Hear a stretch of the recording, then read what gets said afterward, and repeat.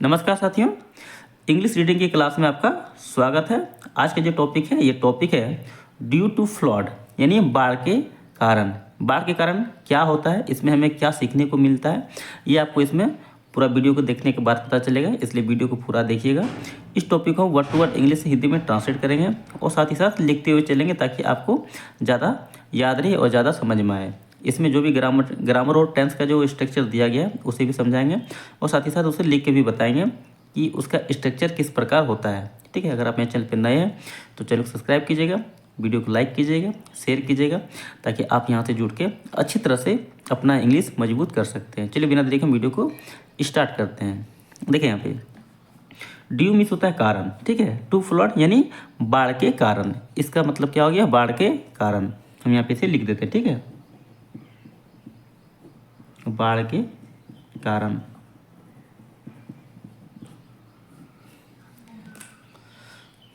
अब इसे हम यहाँ पे हिंदी से इस टॉपिक को ट्रांसलेट करते हैं। Due to flood there was water everyone. ठीक है, बाढ़ के कारण देयर वाज वाटर एवरीवन, मतलब जो पानी है वो क्या हर जगह फैल गया था या फिर हर जगह भरा हुआ था। ठीक है, बाढ़ के कारण।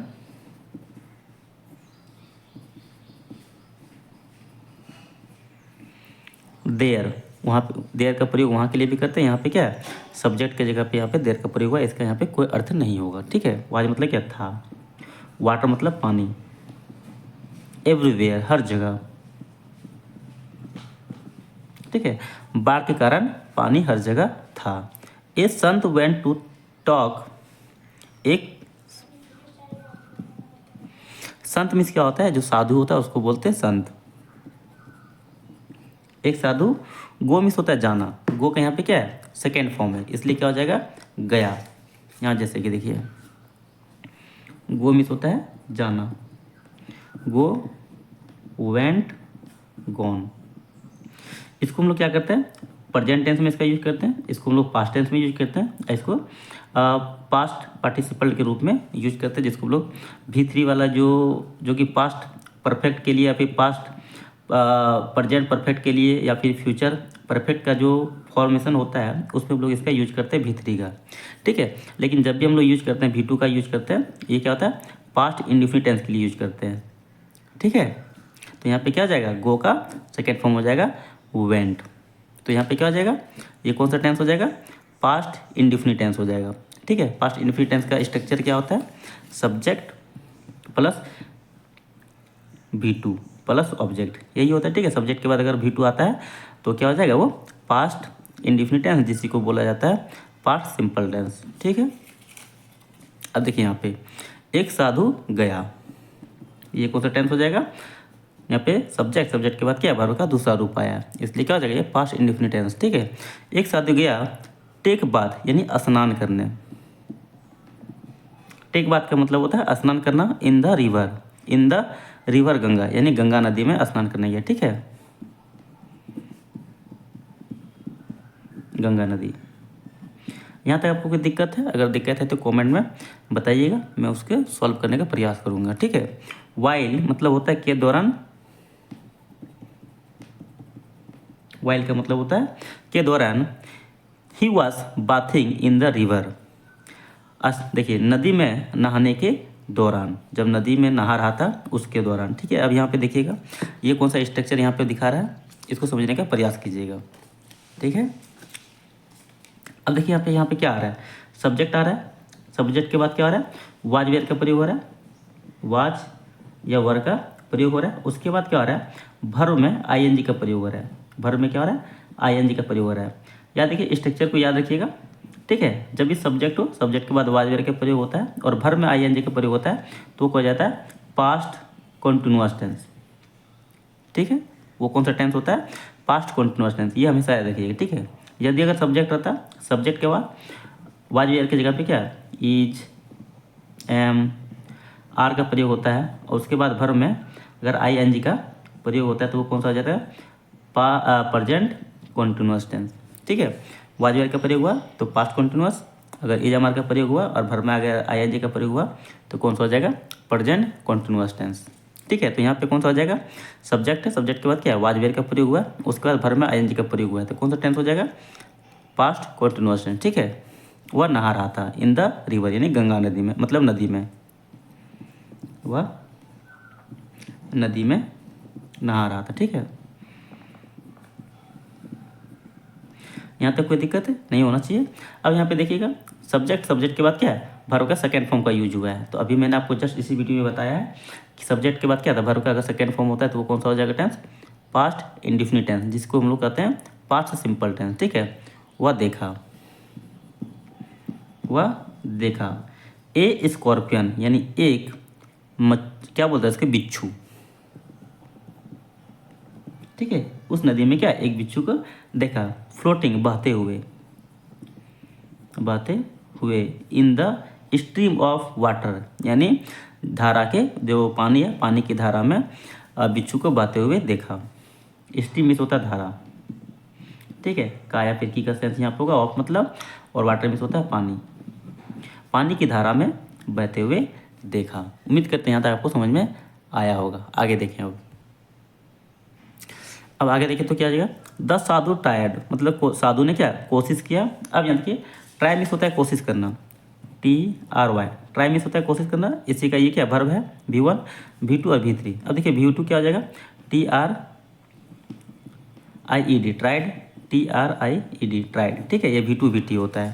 तो यहाँ पे क्या है, ट्राइड लिखा है, मतलब क्या जगह, ये V2 है। सब्जेक्ट के बाद अगर ये फॉर्म में आता है तो ये कौन सा जगह, ये V2 होता है। ठीक है, यानी साधु ने क्या, कोशिश किया, टू लेफ्ट हिम आउट, मतलब लेफ्ट मतलब होता है क्या, बाहर निकालना, लेफ्ट आउट मतलब होता है बाहर निकालना, हिम है यहाँ पे, हिम का मतलब हो गया उसे। ठीक है, साधु ने उसे बाहर निकालने की कोशिश किया, ऑफ द रिवर, यानी पानी से या फिर जल से, साधु। ठीक है, ट्राइड मतलब होता है कोशिश किया। ठीक है, लेफ्ट आउट मतलब होता है बाहर निकलना। ठीक है, बाहर निकालने की कोशिश किया, हिम मतलब उसे। ठीक है, साधु ने उसे बाहर निकालने की कोशिश किया, ऑफ द वाटर, यानी पानी से या फिर जल से, जिसको बोलते हैं। ठीक है, सेवरल टाइम मतलब होता है कई बार, बार बार। ठीक है, सेवरल टाइम मतलब होता है कई बार। बाय पिकिंग हिम मतलब उसे क्या, मतलब उठा के, कई बार। ठीक है, बाय पिकिंग हिम उसे उठाकर, हिम मतलब होता है उसे। ठीक है, पिकिंग हिम अप मतलब उसे उठा के क्या, हाथ से, मतलब देखिए यहाँ पे हिम हैंड, इन मीन्स होता है में, हिज हैंड अपने हाथ। ठीक है, अपने हाथ से उसे उठा के क्या, बार बार मतलब कोशिश किया, बट लेकिन ही कीप्ट फेलिंग इनटू वाटर, वह कीप मतलब क्या, कीप फीलिंग मतलब होता है बार बार वो क्या होता है, गिर जाता था। ठीक है, फॉलिंग मतलब होता है गिरना, यहाँ पे कीप फॉलिंग मतलब होता है वो जितना बार उठाना चाहता था उतना बार वो क्या करता था, गिर जाता था पानी में। ठीक है, तो यहाँ पे क्या जाता है, गिर जाता था, इनटू द वाटर, पानी में। इनटू के लिए हम लोग मैं का यूज करते हैं, वाटर मतलब होता है पानी में। अगेन एंड अगेन, बार बार, बार बार। ठीक है, इन द एंड, अंत में, इन द एंड का मतलब होता है अंत में। द साधु सक्सीड, यानी साधु को क्या, सफलता मिला। सक्सेस मीन्स होता है सफलता पाना, यहाँ पे ईडी लगा है इसलिए क्या हो जाएगा, सफलता मिला या फिर सफलता पाया। साधु सफल हुआ। ठीक है, साधु सफल हुआ, लेकिन अब साधु किस चीज़ में सफल हुआ, उस बिच्छू को बार बार पानी से, बार बार जो पानी में गिर रहा था उसको निकालने में सफल हुआ। ठीक है, हिज हैंड, लेकिन क्या हुआ, उसका हाथ,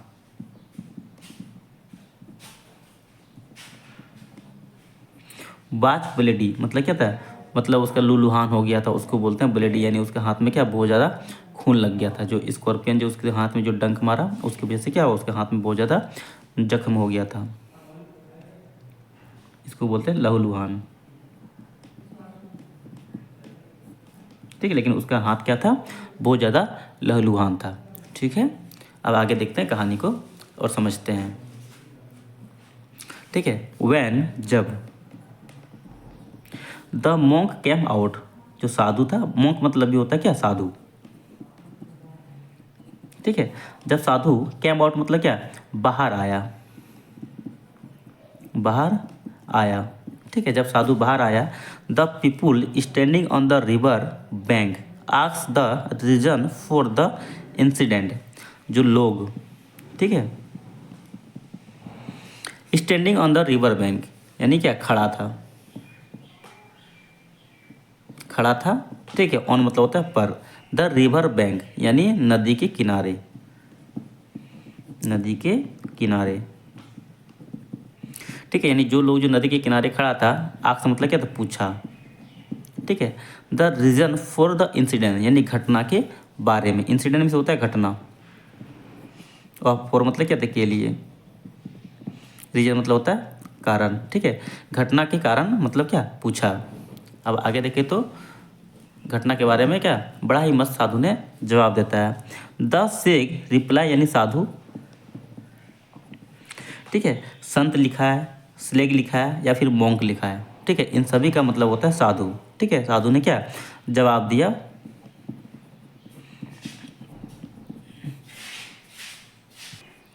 क्या जवाब देता है, व्हेन, जब, ए स्कॉर्पियन डजंट या फिर डू नॉट, यहाँ पे डज नॉट, ठीक है, change it's nature after becoming an insect. देखिए यहाँ पे, जब एक बिच्छू,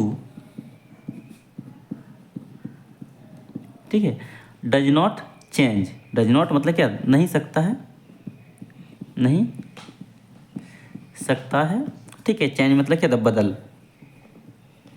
इट्स नेचर अपना स्वभाव,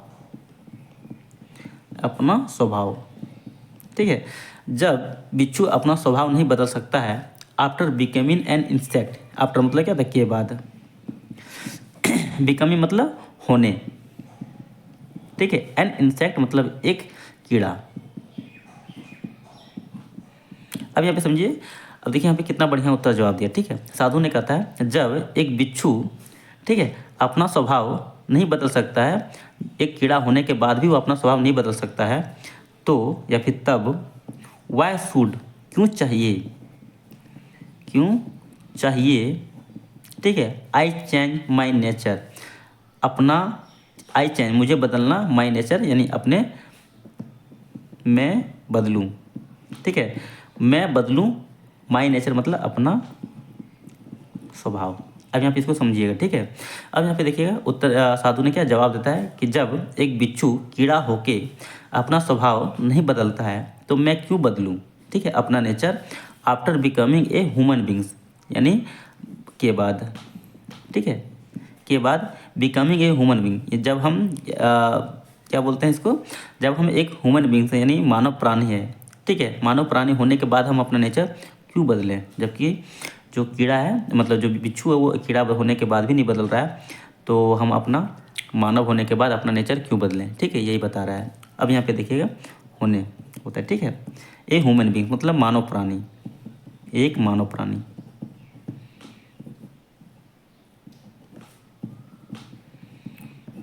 ठीक है। एवरीवन यानी हर कोई, अभी जो जो जवाब दिया उससे क्या हुआ, हर कोई, ठीक है। वाज फुल मतलब क्या था, फुल मतलब क्या था, भरा, ठीक है। ऑफ एडमिनिस्ट्रेशन यानी प्रशंसा, फॉर द स्लेक मतलब के लिए, स्लेक मतलब साधु।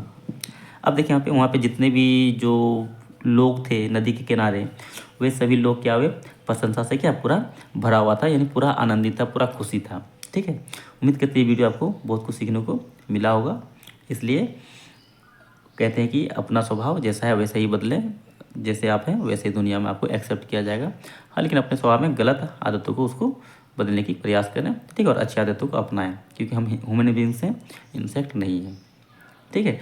चलिए यहाँ तक इस वीडियो में मिलते, फिर अगली वीडियो में, यहाँ तक के लिए जय हिंद।